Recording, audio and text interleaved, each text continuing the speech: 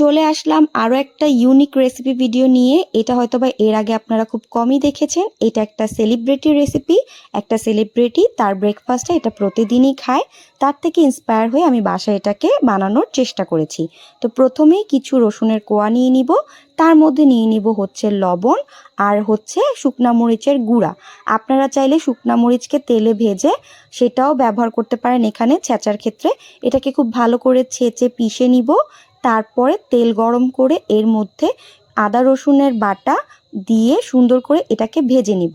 এখন বলি এটার নাম কি। এটার নাম হচ্ছে খাগিনা। এটা হচ্ছে একটা সেলিব্রিটি খায়, তো আমি রিলস দেখেছিলাম, সেখান থেকে ইন্সপায়ার হয়ে বানিয়েছি।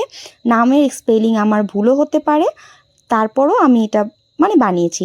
এটা আমার প্রথম দিন বানানোর ভিডিও, এরপরে আমি কয়েকবার বানিয়েছি। এটা খেতে খুবই মজা লাগে, সত্যি এটা খুব মজাদার একটা রেসিপি।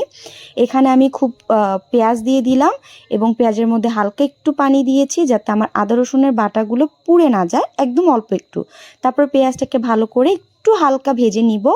আমার এখানে পেঁয়াজ নেওয়াটা কম হয়ে গেছে। আপনারা যখন বানাবেন চেষ্টা করবেন পেঁয়াজটা একটু বেশি দেওয়ার। আমি যেহেতু প্রথমবার করছিলাম, আমি আইডিয়া করতে পারিনি কতটুকু পেঁয়াজ নিলে ভালো হবে, কিন্তু আপনারা যখন বানাবেন চেষ্টা করবেন পেঁয়াজটা একটু বেশি দেওয়ার। এই তো তারপর সুন্দর করে ডিমগুলোকে ফাটিয়ে ফাটিয়ে উপর দিয়ে দিব। আপনারা যদি চান এই ডিমটাকে সুন্দর করে ফেটেও নিতে পারেন, কিন্তু আমার কাছে এরকম পোস্ট সিস্টেমের ডিমটা দিতেই ভালো লাগে এবং রিলসেও আমি দেখেছিলাম তারা এইভাবেই দিয়েছে, মিক্স করে দেয়নি। আপনারা চাইলে আপনাদের পছন্দ মতন দিতে পারেন।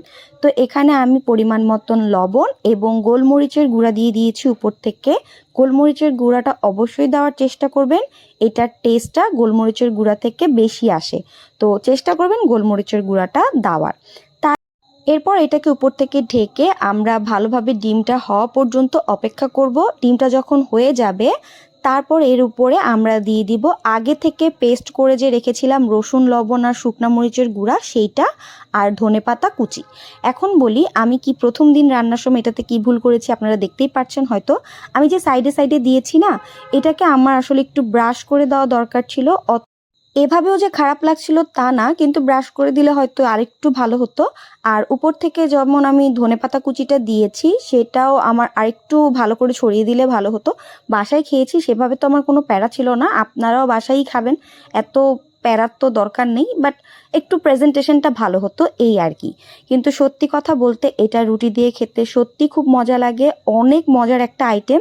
তো সেলিব্রিটি আইটেম খেয়ে নিজেকে সেলিব্রিটি ফিল করছিলাম। রেসিপি দিয়ে দিলাম, এটাকে অবশ্যই বাসায় চেষ্টা করবেন। যারা হচ্ছে ডিম খেতে ভালোবাসেন তারা তো অবশ্যই এটাকে একবার হলেও বানিয়ে খাবেন। আমার কাছে এটা বেস্ট লাগে।